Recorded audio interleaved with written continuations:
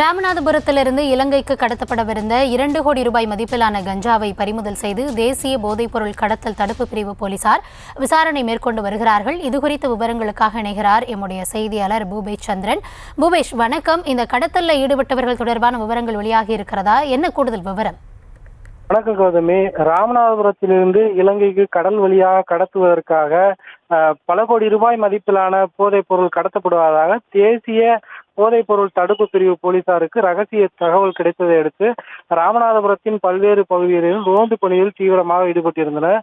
குறிப்பாக ராமநாதபுரத்தை அடுத்த பட்டினம் காத்தான் ராம்நகர் பகுதியில் இன்று சோதனையில் ஈடுபட்ட தேசிய போதைப் பொருள் தடுப்பு பிரிவு போலீசார் அங்கு சந்தேகத்திற்கு இடமாக நின்று ஒளிந்த தெலுங்கானா மாநிலத்தைச் சேர்ந்த காரை சோதனையிட்ட போது அந்த காரில் மூட்டையாக கஞ்சா இருப்பது தெரிந்து அதிர்ச்சி அடைந்தனர்.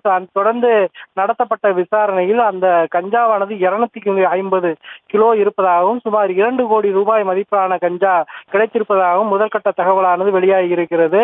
அந்த காரில் வந்த நபர்கள் யார், இந்த காரை நிறுத்தி சென்றுவிட்டு அவர்கள் எங்கு தப்பிச் சென்றனர் என்பது குறித்து அந்த கார் மற்றும் போதைப் பொருளான கஞ்சாவை பறிமுதல் செய்த தேசிய போதைப் பொருள் தடுப்பு பிரிவு போலீசார் தொடர் விசாரணை ஈடுபட்டு வருகின்றனர். கடல் மார்க்கமாக போதைப் பொருள் கடத்தப்படுவது என்பது தொடர்ந்து அதிகரித்து வரக்கூடிய சூழலில் தற்போது 2 கோடி ரூபாய் மதிப்பிலான 250 கிலோ கஞ்சாவை பறிமுதல் செய்து போலீசார் விசாரணை மேற்கொண்டு வரும் சம்பவமானது இந்த பகுதியில் பெரும் பரபரப்பை ஏற்படுத்தியுள்ளது. கௌதமி,